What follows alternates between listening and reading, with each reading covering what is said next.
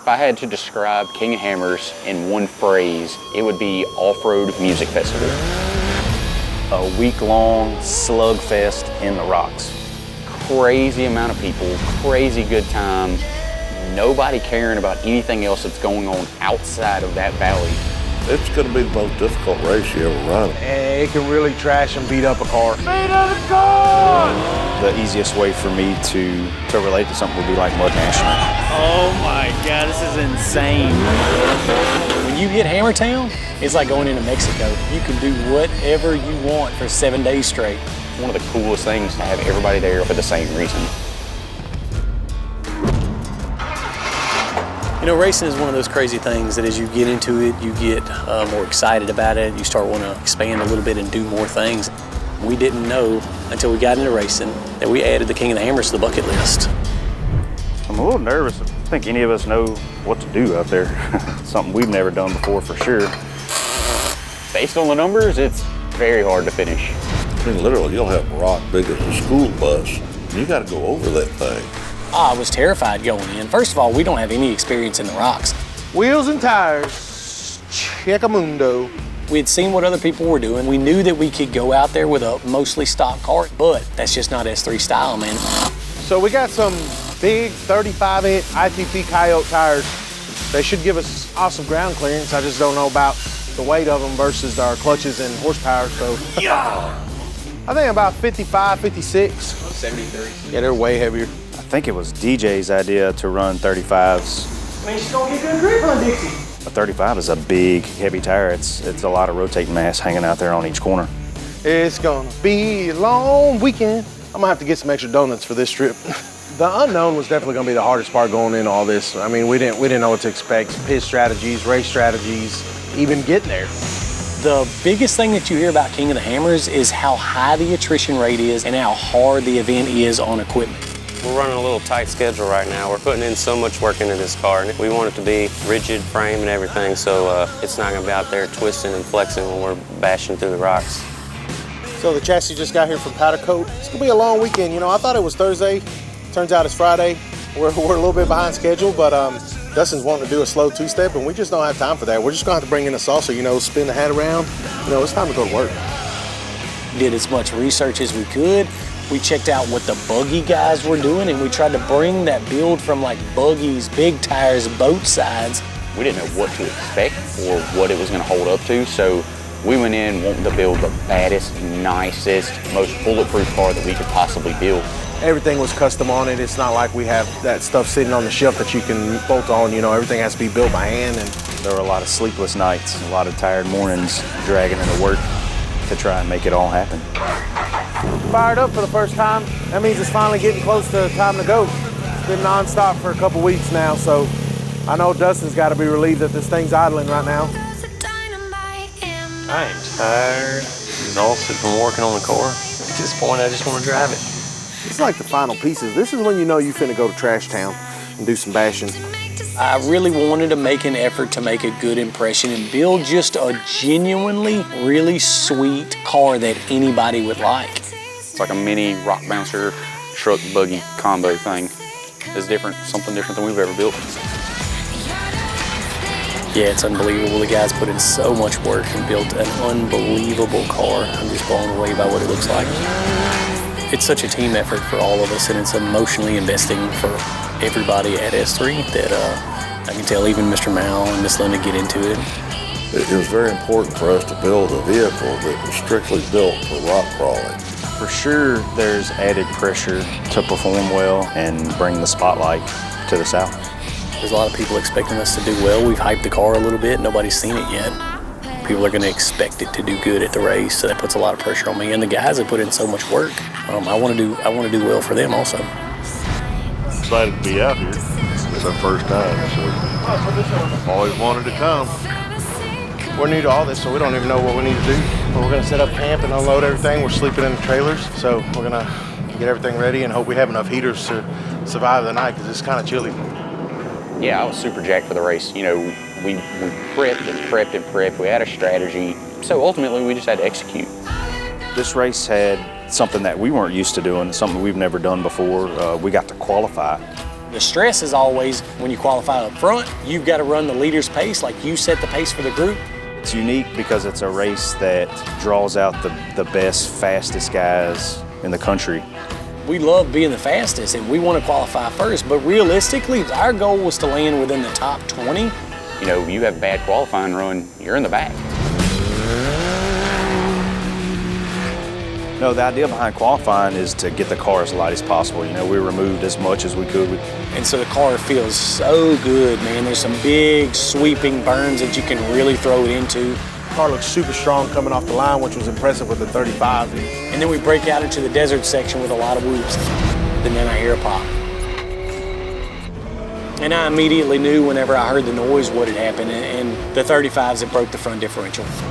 So he finished the entire lap in two-wheel drive, basically. Everything that was uphill, downhill, anything rocky was in two-wheel drive.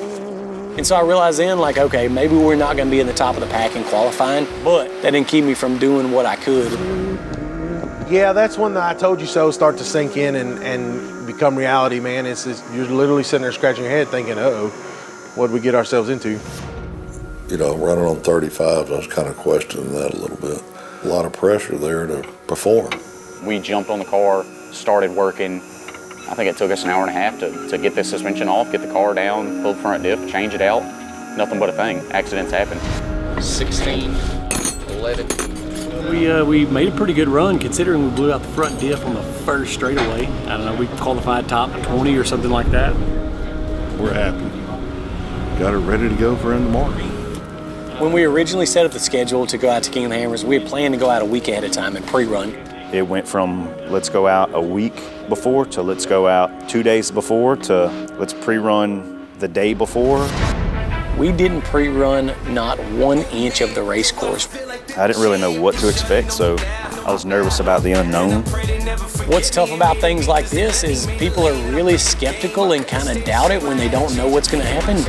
You know, racing cross country, racing Best in the Desert, or going to King of Hammers, the pressure's always there. We want to win, we want to do well. It's a risk and reward type thing to where there's an opportunity to really blow people away and shock people if you do well. We've never experienced anything like this. We've never driven or ridden anywhere like this. So if we didn't hit the mark that we intended, then you know it was all for nothing. Go, go, go, go, go. He's on your rear left. Got about 3 car lengths on him. Straight right here. Can you hear me good? Yeah, I can hear you good. Okay. Our goal, realistically, we set was just to finish. 5. Nobody in our rear view. Okay. We know that the first 90 miles is going to be a decent little run for us because we've been desert racing for a few years now. Easy left right there. You can stay on it. Doing 90 miles an hour. Okay. Straight. And the car was performing flawlessly. Everything was coming together. You know, it was a morale booster. It gave us confidence. It was encouraging. Same thing right there. Okay. Back to straight. Car's in limp mode. Oh man, what in the world? No temps are doing anything. Check engine. Belt temps up, but I wouldn't put it in limp mode. At the time, whenever we went in limp mode, we had no idea what was going on. We didn't know if there was a boost line off. Pull over and shut it off, I guess. Okay. All the gauges read fine, no check engine lights or anything like that. And, you know, it kind of takes the wind out of your sails a little bit. It creates so much stress for me when we get into one of those situations when you're not 100% sure on what's going on and you're just letting competitor after competitor by. I radioed to the pits and let them know we were in limp mode and that we were limping the last 5 miles to the pit at 37 miles an hour. Look, is anybody coming up? I'm watching. What on earth could have went wrong already? But then, you know, me and Boone looked at each other and we said, all right, let's figure out what we got to do. You know, I thought there may have been an issue with the clutches, so I had the guys take the clutch cover off and we noticed that there were some pieces of the belt missing. So immediately I went from being bummed to, we changed the belt real fast, put everything back together, the guys jumped back in the car. Maybe just the belt issue was creating limp mode, but I wasn't sure until we pulled out of the pits and dropped the hammer to see if this thing was gonna run right. 500 foot to medium left, medium hard left. The car started running great again. All right, get on it. And so now it's go time for me and D. We picked the pace up and started picking guys off, and get over. You know, we would catch cars 3, 4, 5 at a time and hit him on the right. Getting back at it. That's the stuff that pushes us to do better, is knowing that you're gonna have some struggles, knowing that there's gonna be those big risks, and battling through that. Going left right here, going left. And part of the fun for us is overcoming those battles. Cut the inside on him. Good job. That fires me up. That's what drives me to keep pushing. Hard left coming up. There goes medium left and hard left. 978 pitch, you got a copy? Yeah, Dustin, go. Hard left We're again. pulling into the short course right now. Any idea how we're doing? You're physically about the 15th car that's been through here. Roger that, thank you, buddy. He ain't been too hard on it yet. It looked like it was strong running through this infield right here. It ain't bad considering we lost about 30 positions. Yeah. They're headed towards the big rock section now, so see how much of that good paint job stays on there. Put us in rock mode? Rock mode in. He's going in a left line right there. I don't think we can fit in that one. Okay. I'd heard stories about how hard co-drivers had to work at King of the Hammers, and so I tried to prepare Dustin for that. All right, you got 2 cars bottlenecked up there. I knew it was going to be a lot more work than a normal desert race. You want to run up there and see what's going on? Pulling winch lines, pulling cables, doing this, doing that. But I don't think going into it he had any idea how hard he was going to be working at this race. Grabbing their lines, I'm tying off to rocks for them, I'm hooking up straps, I'm doing this to get them out of the way so we can get through. The race isn't won in the desert, it's won in the rocks. You get that first taste of King of the Hammers. Oh man, we took the wrong line. It's all right, this ain't a bad line. All right, hard left down there at the bottom. Checkpoint right here. You know, these rocks are so gnarly and everything's so treacherous that you could literally tear your car up. He's letting us by. You know, all the doubt and all the naysayers, that kind of went away in my mind. Oh, it's a nasty little section. When these ITP 35s hit the rocks, that's when they started to shine, and I started thinking, like, maybe 35s and ground clearance was a good decision. There's so many things working against you that you could end your day in this race in the blink of an eye. All right, we're going hard right around this rock. A risque line right here. I think you're trying to kick up the pace now. I knew the guys were doing well, and it made it super exciting, you know, to let's finish this race out. He's gonna let us by. The positions that Dustin had lost, he definitely made some up quite a bit because he was definitely starting to get back towards the front of the pack. Bro, this thing will get down. Yeah, it will. All right, got another bottleneck right here. Outer Limits was probably the gnarliest obstacle. There's a buggy over there, so don't go that way, okay? We knew when we got there and saw all the cars hung up, the cars broke, we knew it was going to be some work to get through this obstacle. Looks like somebody went straight through there. And that's when you get to those do or die moments, those make or breaks. You wanna try this right line? Do we wait on these cars to try to winch out, or do we take the worst line and try to go for it and try to get around these guys? I think we can do that right line. Might as well. We made a decision and we picked a line that nobody had taken and we went for it. Hop out of the spot, okay?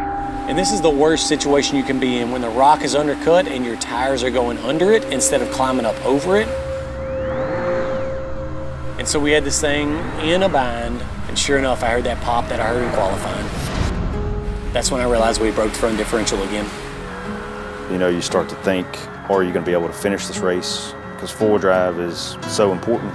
It becomes a completely different race when you're in two-wheel drive at King of the Hammers.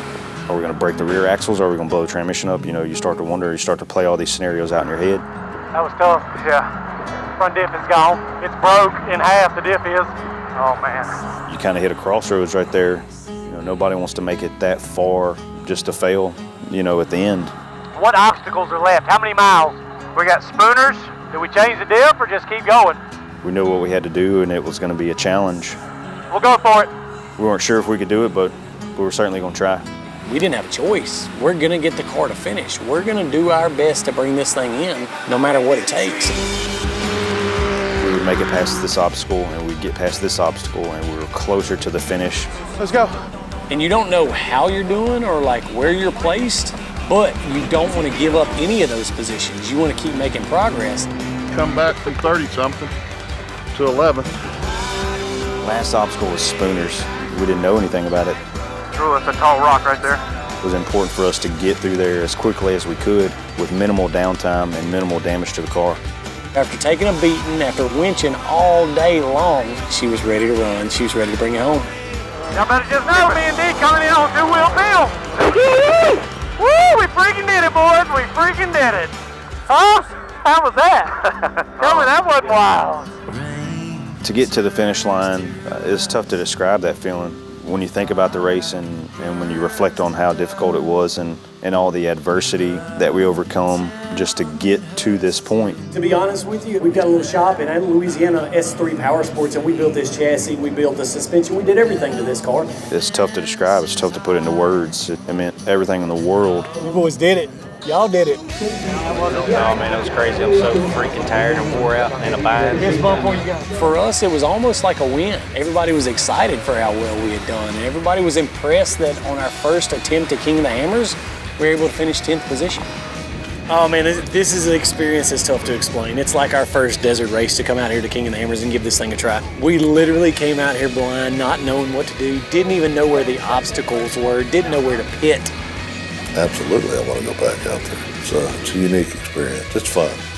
You never look back on something like this and remember those late nights. You only remember that race, crossing the finish line, the hugs, the celebration, and the accomplishment. Yeah, I'm just thinking. Been practicing my quick feet. I'm a pretty good fabricator. Been doing it for 20 plus years. So Don't freaking tear it up. I know, that's why. First time out, Logan about to already tear up the good monster tent. Y'all give me some fun. Over here getting Hulkamania on it. I'll tell you right now, this thing on Race Boy was nice and fast smooth. Ford decided to go crop top after using the grinder and getting a little too close. Showed him crop top. They got them so bad it blew the butt. Right now I'm spread eagle a little bit. My legs are a little wider than my shoulders. It's kind of an awkward off-balance position, not a very athletic stance. There's people driving by, kind of pointing at you laughing, but it's things you gotta do to get the shot.